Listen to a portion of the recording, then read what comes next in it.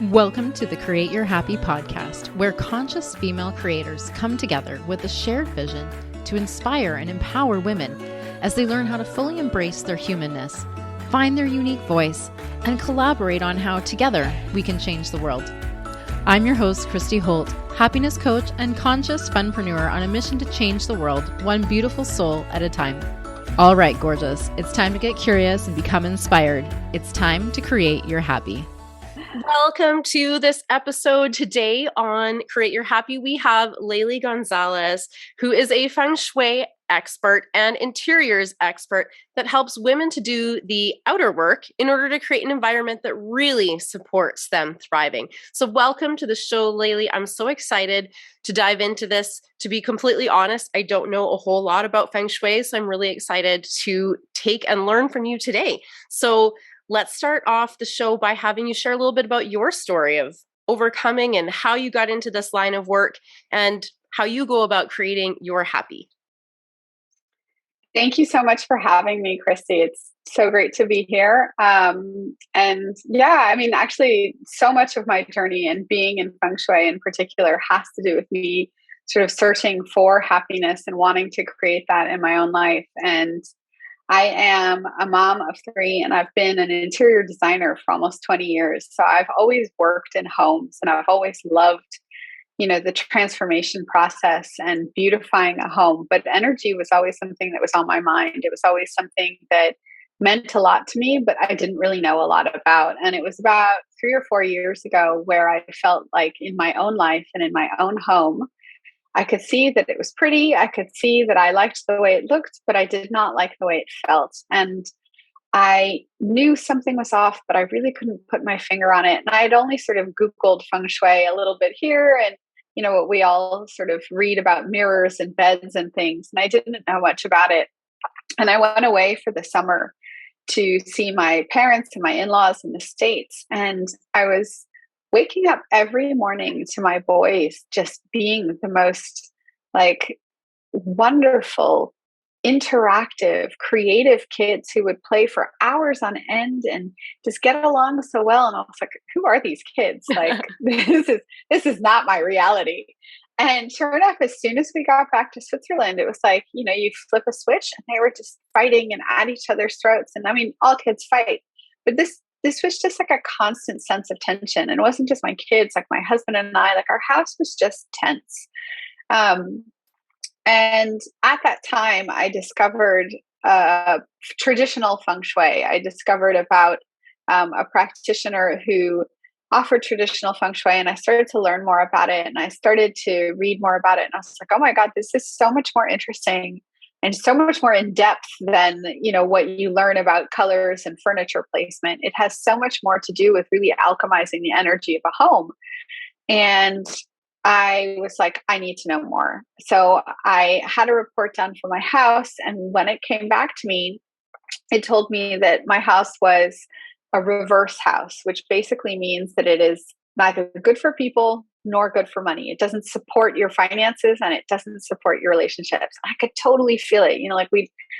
Our income would grow and we'd get slammed with a tax bill. Something would happen and we'd have something for the kids' school or a medical bill or something. And it was like if money came in, money flew out. And, the tensions were high. And, that also adds to tension in a family and in your day-to-day life. And I started to put in my remedies, which are, the different elements that you're recommended in order to balance the energy of your home. And it takes time, but over the course of the years, I saw a shift in the relationship between my kids. I saw a shift in the relationship between my husband and I.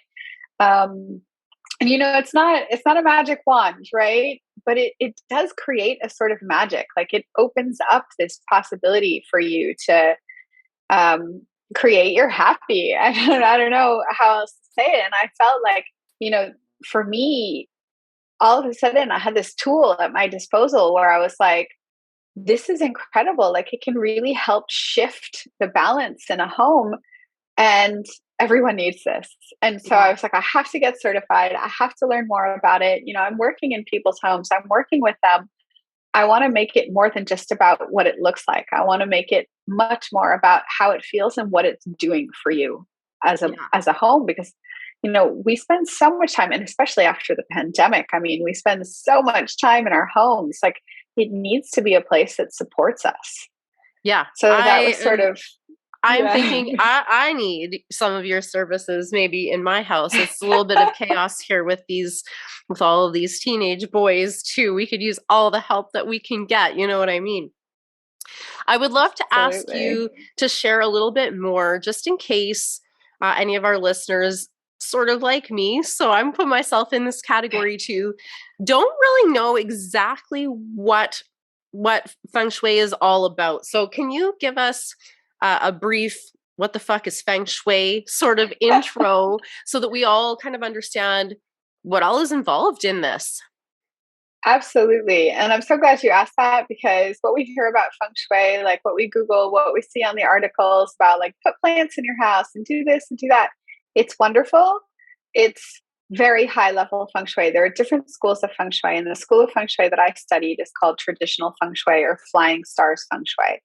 And it really is about creating an energetic blueprint of your home and understanding, based on when your home was built, based on the directions of your home, its layout, features of the house, all of these different factors to calculate the energetic pattern of the house. And this is something that shifts over time. So it's not a one and done thing either, just like the stars shift.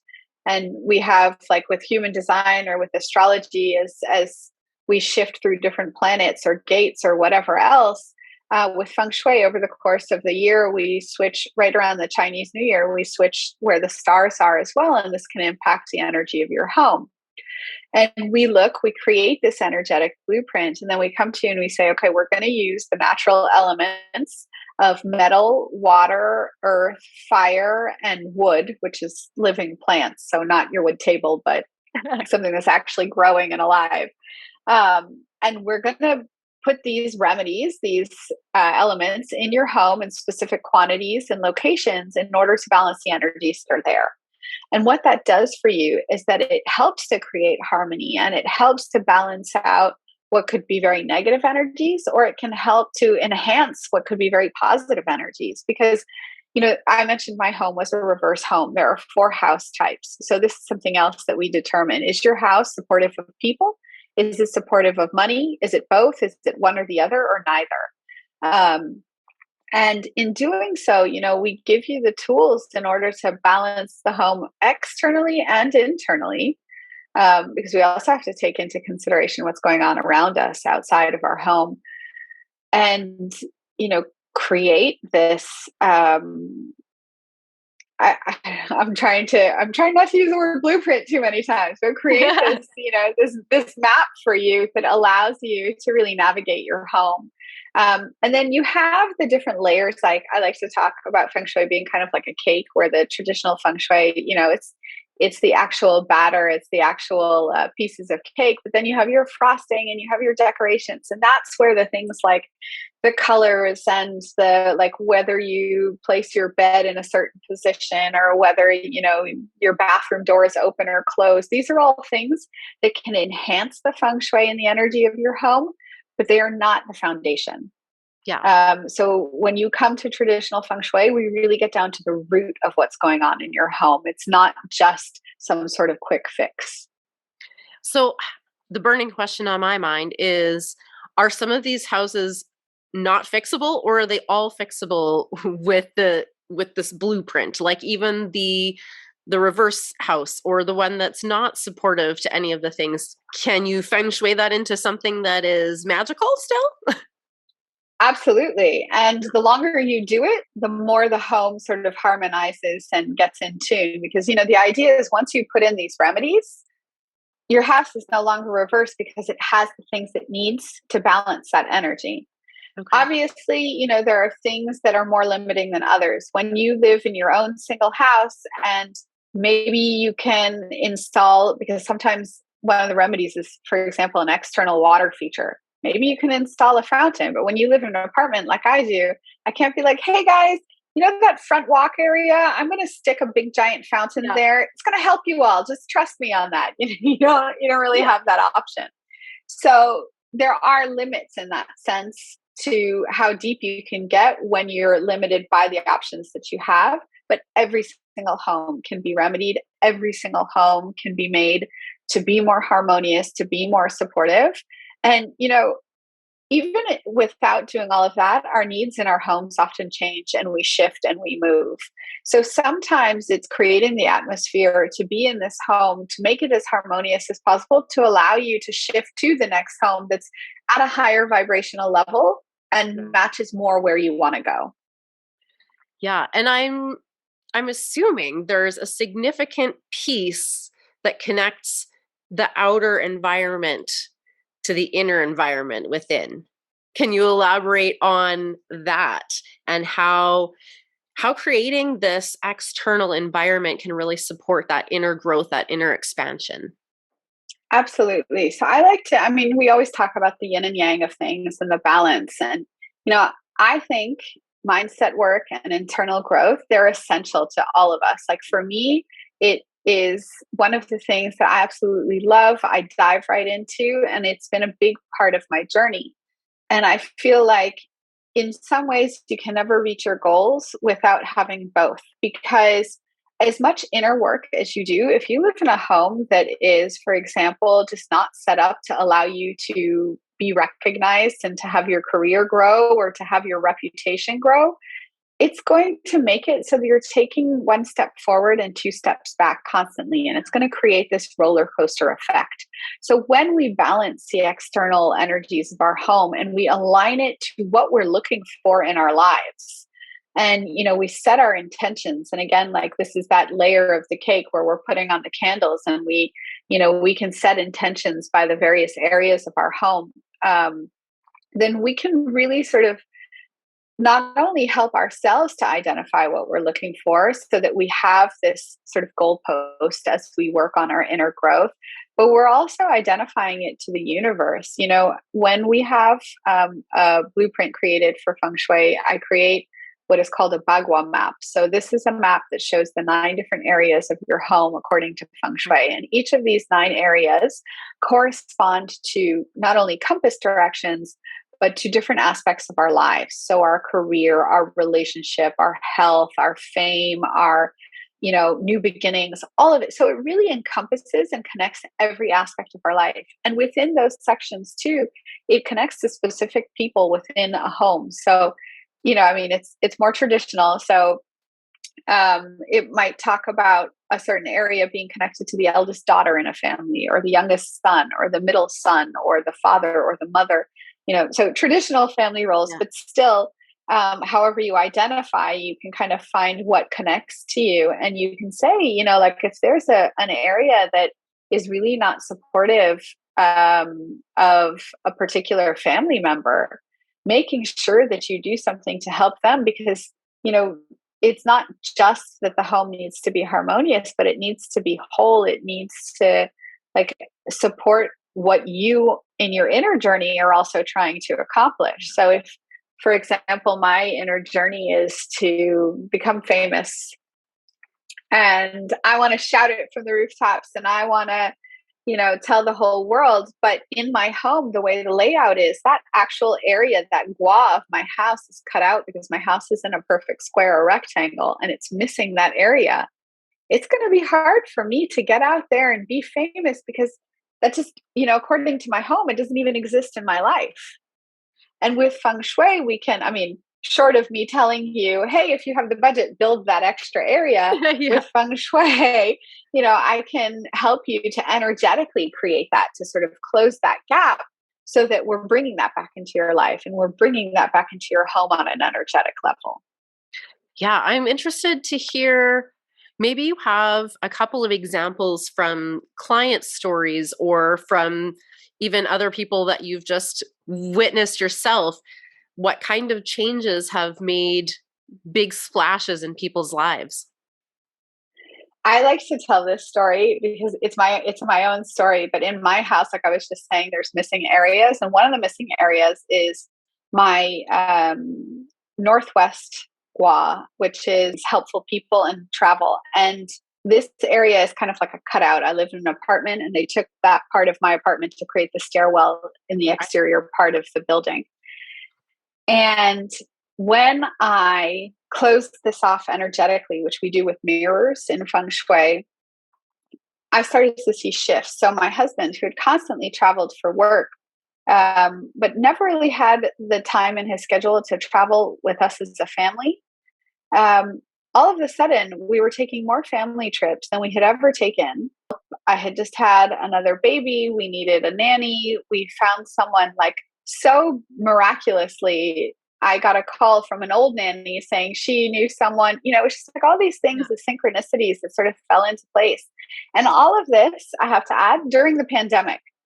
So Amazing. When people were in lockdown and people weren't traveling, and albeit I feel like we had a bit of lockdown light in Switzerland because, the full lockdown Here didn't. too. Yeah, it we could still go outside. Super long. Exactly. But we got to travel within Switzerland quite a bit when everyone else was, still at home. And this was, obviously Feng Shui does not have control over worldwide pandemics. Right. But it did really make a shift in my own house. And, something else that I saw, and this is with a client of mine, her house was also actually not supportive of money or people, and her husband had been out of a job for a very, very long time. And she started to put the remedies in, and she called me one day and she's like, I don't know if this is a coincidence, but my husband just got 3 job interviews in 1 week, and he hasn't had interviews in ages. Yeah. And, to me, that's a sign that the Feng Shui is working. You can say that it's coincidence or not, but the fact is the energy is aligning. And when energy aligns, things start to flow. Yeah.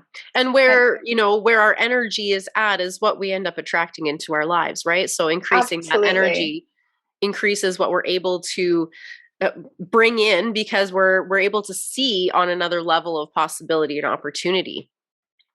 Absolutely. I would love for you to share, what are some of the most common tools that you use to bring this energy into alignment in a space? You mentioned mirrors. Are there other really common sort of strategies or tools? Is there any specific key tips that everybody must know right now about the way that their house is set up? Well, so there's sort of 2 things. With traditional Feng Shui, it is so unique to every home. So what happens in your home is not going to happen in your neighbor's home. And even in an apartment building where you have different layouts and different things that can actually affect what your energetic blueprint is. So there isn't, and this is actually what I love about it, there is not a one size fits all remedy. You will always have the same tools needed. So like I mentioned the mirrors, but metal, actually physical heavy metal, like people are always like, wait, what do you mean you have like 10 kilogram plates of metal stuck under your furniture? And I'm like, yeah, it's there. It's, it's all over my house. And people are like, that's a little weird, but these are the tools that you use. But it is different for every person. What is the same are those intentional layers of Feng Shui. And what I always like to tell people is, in Feng Shui, your front door is the mouth of your home. It is what breathes in the energy. It's what brings in the flow. And, if your front door has a ton of shoes piled up in front of it, it doesn't open all the way. The outdoors, there's like cobwebs and, it's just a mess on your front porch if you have one. Like these are all things that kind of say stagnant energy and don't come in. And we want to make sure that area is clean. It's, our door swings open so that energy can flow in. And another tool that isn't Feng Shui, but I feel is so important, and it's all the rage thanks to Marie Kondo, is decluttering. But when we start to look at what's in our homes and we start to, actively tell ourselves, I have this thing that's been sitting here for 3 years and I don't really use it. And I don't know which aunt or uncle gave it to me or whatever. Oh, it's so fucking ugly. I don't want it in my house. Get rid of it. Get it out, because that is holding on to that energy. And, like decluttering is such a powerful tool to shift and move the energy that's in your home. Yeah, we guilty as charged with the mass amounts of shoes 6 people live here. So honestly, our front door is constantly a barrage of footwear. So Hey, what suggestions might you have for that? Definitely shoe organization. If there Yeah. is any way to find like a nice bench or a nice shoe cabinet, here it's actually really great because you can find all sorts of shoe cabinets in different sizes and shapes. There's not enough shoe storage in the world to keep the amount of footwear that we have tucked away. We have to do the best that we can. I think there's also a level of this where it doesn't need to be perfect. It just needs to be the best we can make it so that we're allowing for the energy to come in without stressing ourselves out, making ourselves worried like, ooh, I have so many shoes and, where am I going to put them? But I don't know if in Canada they have better shoe storage than in the US, but I feel like it's just not a thing. Whereas I find in Europe, it tends to be because people do have smaller homes. Yeah. So it would be the best solution. But otherwise, I don't know, you just have to kind of pile them neatly in a row. Yeah. Are there certain rules? I feel like I may have heard that there's some sort of rule around the staircase and the front door. Is that a myth or is that a real thing? It is not a myth, but it is also not dire. Like Okay. You can't change that nearly as easily, right? Yeah, you can't change that. I think in Feng Shui, there are these things where we hear and we're like, oh my God, my front door is across from the stairs. Like I'm doomed. There's always a remedy for it. And actually, one of them is trying to find like a half circle mat that goes in front of the bottom of the staircase that sort of directionally helps the energy move instead of from going up the staircase and up to your second floor to spread it out a little bit. If you have the luxury of having a space between your door and where the stairs are, in a lot of homes, you see sort of like that center pedestal table. That's actually a beautiful way to kind of slow down the energy as it comes in and disperse it. So there are things that we can do, and it's all dependent on the type of home. There's always a remedy. Interesting. And I feel like I've heard also stories about the way that your bed faces in the bedroom. Is there a certain trick to that? Well, I like to be more practical. Sometimes your bed can only face one direction. Yeah. You walk into a room, there's only one wall and there's nowhere else it can go. And we can't be sitting there thinking, oh my God, I can't put my bed here. So I have no place to have a bed. If the room allows, the best way is so that you are sort of diagonally opposite the door so you can see the door. You're not directly across from it. It's not coming at you from the side. If you have an ensuite bathroom, that your bed is not like facing or directly opposite the bathroom door, which to me, I think is like super important just from a personal perspective too. Like I don't want to wake up in the morning and look at the bathroom. Especially the toilet part, right? Right. Exactly. Exactly. So if we can fit the bed in such a way where you can see the door as you're lying in bed, but it's not directly opposite you, then that's fantastic. That's what you want. And if you can avoid having the door and the foot of the bed sort of be directly opposite each other, again, that's what we want. But you got to do what works in the space. This is the type of feng shui that I do. It's not like, oh my God, you have a blue couch, we have to get rid of it.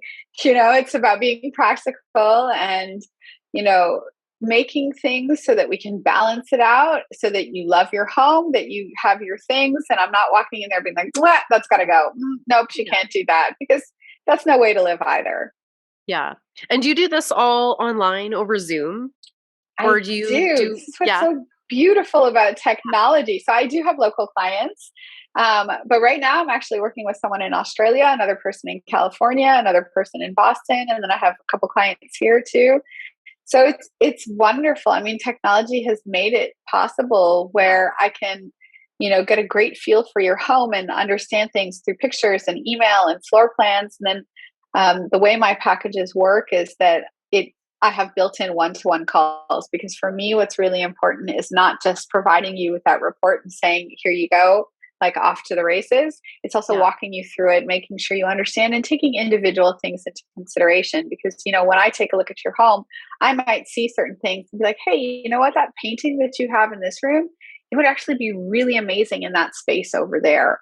Or, you do have a blue sofa and you need a metal remedy in this room, and water sort of works against metal, and blue is the color of water, so let's up the metal in this room so that we're counteracting that sofa without telling you, hey, go get a new sofa. So where do you get the metal? Like, what kind of metal are you getting? This is really a burning question in my mind right now. Yeah, so it's so funny because there is I feel like amongst feng shui people, there's always I hit the jackpot with the metal gods. Some people will actually go down to old auto shops or antique shops where they have old sewing machines or the curtain weights, old curtain weights and stuff, and you just kind of stick them in a basket. I know some people will get the discs from the old brake discs because they're super heavy and they're metal. They'll clean them off, maybe spray paint them if you don't want to, look at the color.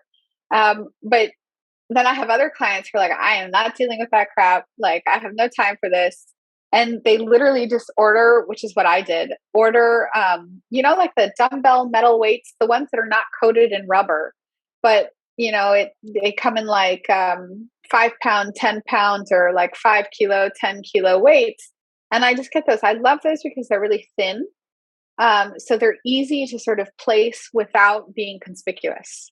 I have some actually just over here, some metal weight plates, because this is if you're seeing the video here, part of my fitness studio as well. Perfect. So you already have some of that remedy built in. Yeah, I mean that's what I use more often than not, and it's what I recommend because it's the easiest thing for people to get a hold of. Yeah. And it's also easy for you, when you get a 10 kilo weight, sometimes that's enough for a room. Sometimes you need 2 or 3 of those in a room. It depends on the size of your house, but it's an easy way to get that metal in. Yeah. Very interesting. So you mentioned metal, you mentioned plants. Tell me more about some of the other features that you sometimes use to balance things out. So moving water is another one. And when I say moving water, it's literally like a fountain or some sort of, I found these amazing, I don't even know what the brand is, but they're actually water jugs that have the tornado in them. And apparently it's supposed to make the water better or something. I have no idea what it does, but it's pretty. And it's quiet, and it holds more than a liter of water. So it's the perfect remedy for someone who needs moving water in a part of their home without getting this because sometimes you look and you try and find these fountains, just god awful things that are so bizarre. And I am an interior designer. I don't want to tell my clients to get ugly stuff just because it's the remedy. So to me, it's really important that it works with your interior and that, you're not looking at it and being ugh. Yeah. So water, I have found actually cat bowls too. There's a whole beautiful array of those cat watering fountains. Okay. That are there's a lot of people who make them handmade with beautiful ceramic versions. So that's another option that I like to give people when they're doing the moving water, but that's another remedy. And then fire is the only remedy that we talk about and we use intentionally. So I don't tell you to have a lit fire in your home at all times. And instead we use color. And for those people who are watching, this painting behind me has a lot of red. This would be a fire remedy in someone's home. And we use the color, sometimes lighting, if you're in a place where there's a lot of light. And if we think about, in a commercial space, for example, a restaurant that has a bunch of burners and stoves, that is also representative of fire. Or in a hair salon where you have all of these machines with the heat and the lamps and everything else, that has a lot of fire energy to it as well. Interesting. This is all very interesting to me. I know you talked a lot about the energetics. So I'd like to hear from you maybe a little bit deeper on how how this can really impact those internal energetics as you're working on that personal development, and then bringing in that external environment to really support that, and how that can really elevate your experience and move you forward more quickly. Mindset tools for me, this is like something where I think they're super important, but not my area of expertise. So I like to, kind of suggest that people do whatever works for them. Yeah. But when you're working through things like using tapping or working with a coach, that, helps like you do to help people sort of identify what it is that they're searching for and what can bring them happiness and joy in their lives. Like once you do that, it also helps us attune to what isn't working in our homes in that sense. Yeah. And it helps us, I think, just be more mindful of what's going on in our lives. We start to pay attention a little bit more. Like, is that money coming in and going straight out? Is that like job search becoming impossible? Am I having a really hard time connecting and creating community? And once we sort of do the mindset work that helps us identify what those things are, we can then take the tools in our homes and balance our energy and take a look at the different guas that we have. So if creating a community is something that's really important to us, then we can focus on what is going on in that gua.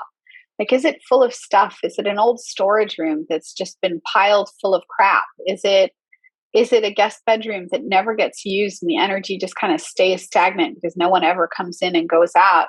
Is it my kids' room and it's just chock full of plastic toys and always a mess and always, like what is going on in those spaces, so that we can then say, okay, I know that this area of my life is important to me. I know that I am using certain tools in order to, kind of create that internal growth and to do these things. Now I'm going to take a look at my home and say, okay, I'm going to focus on this area. I'm going to set intentions. I might write them down and place them in a card in this space. I might use alternative tools like space clearings and energy clearings to kind of clear the stagnation that I might feel in a space. And then I will put in my remedies to support this area. And so you're sort of coming at it from two angles instead of just the one. Yeah. But, like for me personally, I think journaling, I think EFT, I think if you have access to coaches who can provide you the support and the extra tools, like these are all amazing things and worth the investment in. Because again, like if we only do half of the work and we feng shui our home and we do all of these things, but we're not doing the mindset work to go along with it, we're going to take one step forward and two steps back. So it really goes hand in hand. Because if we're constantly sitting there saying, oh, everything is so negative, and we're focusing on like the money going out, but not, hey, I got, even if it's $100, like a tax rebate, that is something coming in, and, shifting our mindset to be able to recognize these things and identify the good and the bad and identify sort of the neutral even, will help us to progress in both areas. Well, and my entire create methodology is sort of an all-encompassing process because I think we need to first become aware of what's going on, because ignoring it is usually what gets us into the biggest mess. And we sometimes, as humans, tend to try and avoid what is uncomfortable by not looking at it. So getting aware 100%. Is sort of like that first step, right? So for me in my create program, that's calibrating your consciousness, that's creating that awareness, that's digging in and seeing where your beliefs may be stopping you from having more of what you want, right? Because when we're focused on what we don't want, like that energy kind of sticks, and what we resist actually persists because we're putting our energy into it. So that's kind of that key first step to making changes, becoming aware of where you're at right now and really taking a good look so that you can shift through and make those adjustments. And I'm sure that that's kind of where your first step is too. My second and third pieces of that also have to do with very similar topics, because it's about refining your routine, which isn't about your time schedule necessarily, but about, again, creating that conducive environment to really thrive within.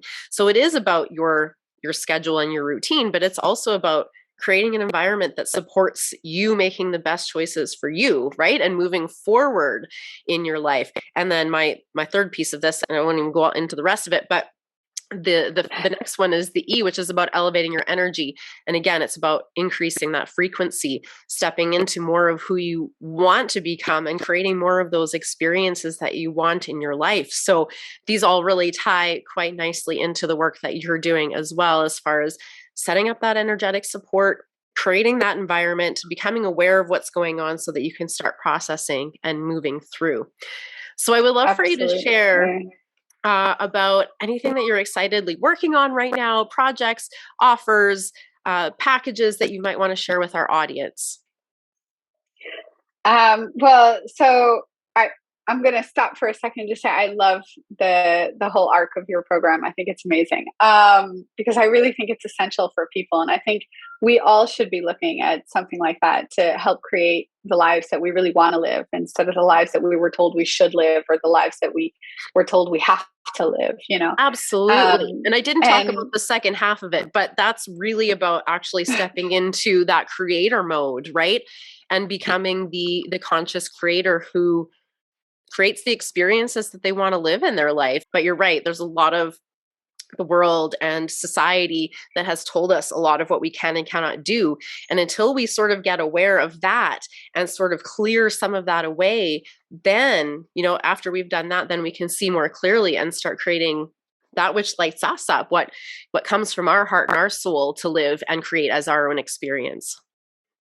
Absolutely. And I think that's where, you know, so the packages that I have sort of fall into that, into creating what you want from your life, because once you have worked and identified these things, you start to see that you have this tool, and Feng Shui is such a powerful, wonderful tool to help you really take your step into that next level of alignment. When you are aligning your outer world and you're doing the outer work along with the inner work. And I have sort of 3 levels of packages, depending on how deeply you want to dive in, because, you know, some people, they want to get their home balanced. They just want to get it in. They want to go through the report. And I have a balance package, actually, it's called, you know, to help people do that. But then there's some people who want to dive in a little deeper. You know, maybe they're looking at what's going on in their relationship and they sort of want to fine tune their bedroom and their like romance area in order to kind of create more romance in their life, whether they're trying to bring in new love or they want to strengthen an existing relationship or career. You know, that's another option that we take a look at, and that's in my transformation package. And then I have a third package that's called abundance, and it is, you know, taking all of that. You know, you have your energetic blueprint, but then we do work a little bit on the intentional level, and we talk about setting intentions for each gua and what we really want in our lives. We dive into our relationships, we dive into our career area, and, you know, I take it sort of into a deeper level when people really want to kind of transform their life from different aspects.